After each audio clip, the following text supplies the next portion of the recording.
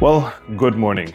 I have quite a big project planned for the upcoming weekend, and I need to get all of my tanks ready since I just got back from a 10-day trip in Spain, and I need to go through all of my tanks to just do a little bit of maintenance, and I also need to prepare a few other tanks for that big project.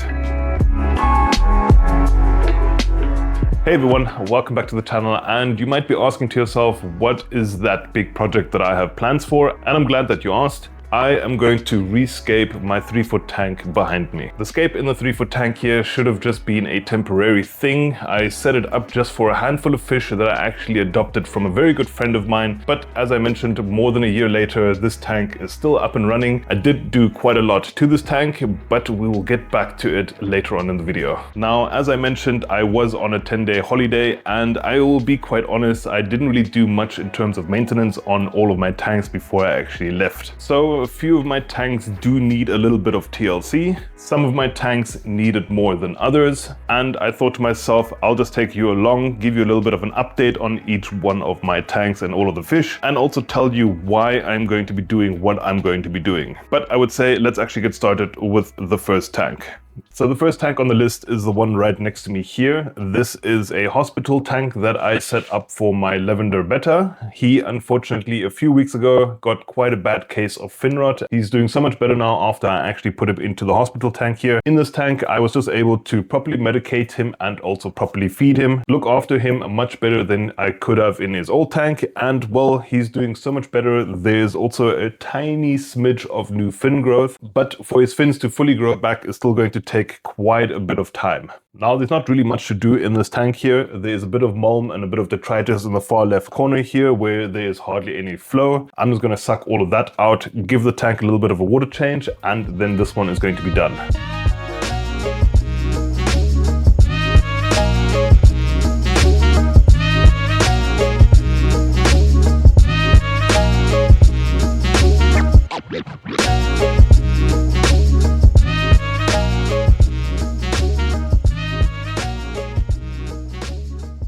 There we go, this tank is done. I got all of the detritus out, did the water change, added in some dechlorinator, and I would say we can move on to the next tank. Or should I rather say to the bowl. This is my Iwagumi scape bowl, and I used pearlweed as a carpeting plant. Every 2 to 3 weeks I need to give this bowl a trim, otherwise the pearlweed is just going to completely outgrow in this bowl and you can't really see the hardscape anymore. So giving this bowl just a quick trim is just going to make it look so much better, and I also need to just do a quick water change on this as well.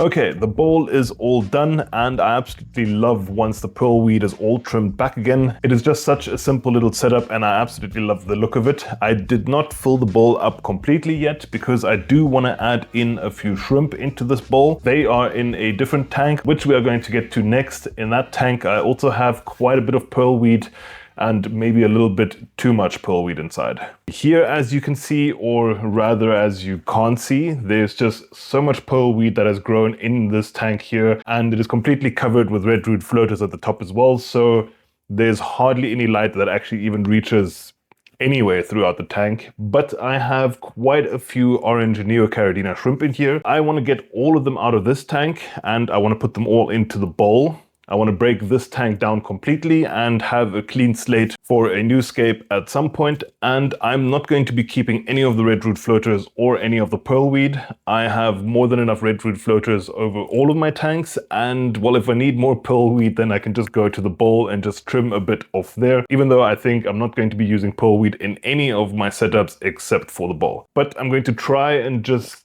slowly but surely take out all of the pearlweed so that I don't take out any shrimp along the way. All I need to do is actually just dive into this tank, so let's get started.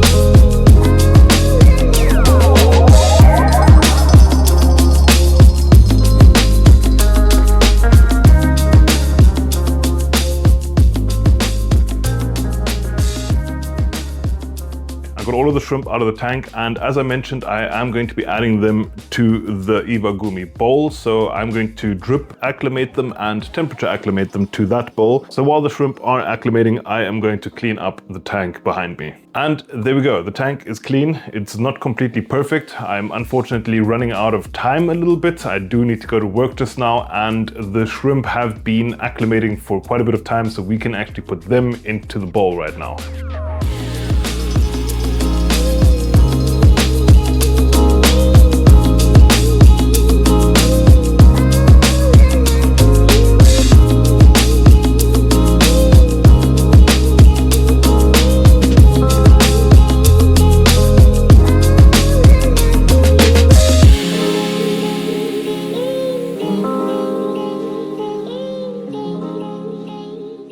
It is the next day. As I mentioned, I ran out of time yesterday, but the shrimp in the bowl, they are doing excellent. They are all out and about, and I also gave them some food, so they look quite happy, I would kind of say. They are doing their little shrimp thing, so I'm happy with all of that. And off camera, I also cleaned up this tank here next to me. Unfortunately, I can't show you the tank. I did enter this tank into the 2025 EA PLC contest, which is the European Aquatic Plant Layout Contest, and the results are only going to be released, I think, somewhere around end of November. So unfortunately, there is still quite a bit of time until I can actually reveal this tank and show it. But I don't actually even know if I'm actually going to even qualify for the contest. I might actually be disqualified, but I don't know what is going to happen. So until the results, or until I get an email saying otherwise, I am not going to reveal this tank. I did make an entire video on entering this tank to the EA PLC 2025, so definitely stay tuned for that video. Though there are still 2 more tanks that I need to go through, so let's continue. So the next tank on the list is this one right here, and this used to actually be my lavender Betta's old tank. It is still up and running, and I left it up and running for a reason, because once I actually break down the 3-foot tank, I need a tank for the fish inside of the 3-foot tank. They are quite large, so I do need to split the fish up out of the 3-foot tank, and some of them are going to go into this tank right here.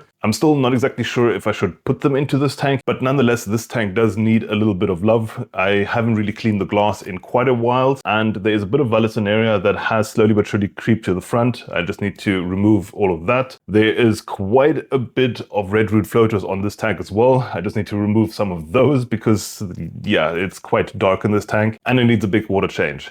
There are a few Amano shrimp in here. They are doing absolutely fine. They've also been keeping the tank nice and clean. So I would say let's dive into this tank and get it ready as well.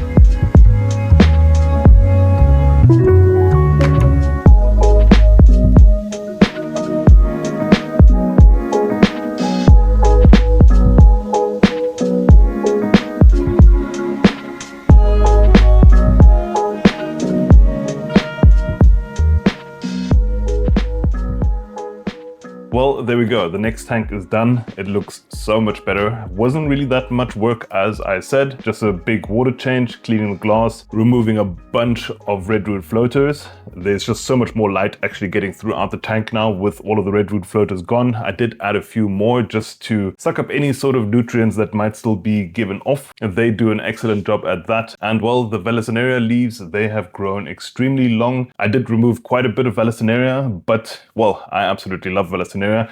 Though the water is still a little bit murky, it's going to take quite a bit of time for it to completely clear up. The monoshrimp, they look happy as well. And whilst the filter is clearing up the water here, let's head over to the last tank and get it ready as well. The last tank on the list is my Half Moon tank, and this is the tank that actually kickstarted off this entire channel. As mentioned, this is the first tank that I scaped on this channel. I absolutely love it, but it's not looking its best anymore. It has been up and running for almost 2 years now, and it is time for a rescape. But I will still be using this tank to house some of the fish out of the 3-foot tank. As I mentioned, the fish in the 3-foot tank, they are quite large, and I do need to split them up. So some of them are going to go in the Half Moon tank, and some of them are going to go into the small little cube that I just finished off now. All I need to do on this tank here is just clean the glass. There's quite a bit of spot algae all over the glass, and I also need to clean the filter. It doesn't have that much flow anymore. And then this tank will be done as well.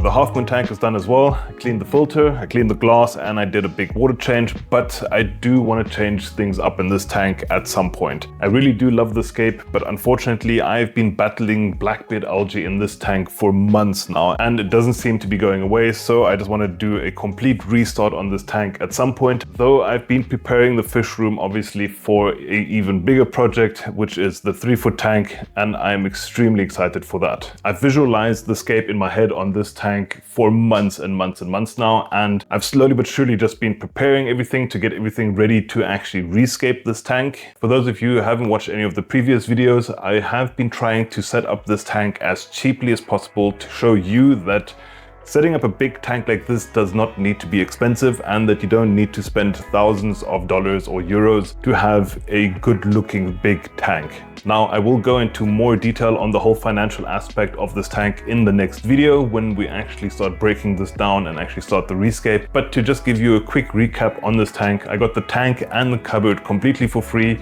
I built my own light stands and I use floodlights. The filter for this tank I also bought second hand, so I haven't really spent that much money on this tank yet. But as we all know, a good substrate and hardscape costs quite a bit of money, so I've been saving up on that, and I've also been trying to get everything as cheaply as possible there as well. Though, as I mentioned, we will be covering all of that in the next episode. For now, the fish room is ready so that I can actually break this down, move all of the fish around, and actually start the rescape. So yeah, I'm pretty excited to get started. But if you enjoyed the video, hit the like button. That would really mean a lot to me. Leave a comment down below as well. Subscribe to the channel and hit the notification bell to not miss out on the future video on the rescape of the 3-foot tank. It's going to be quite an exciting process, but otherwise, as usual, I would say I'll catch you in the next one.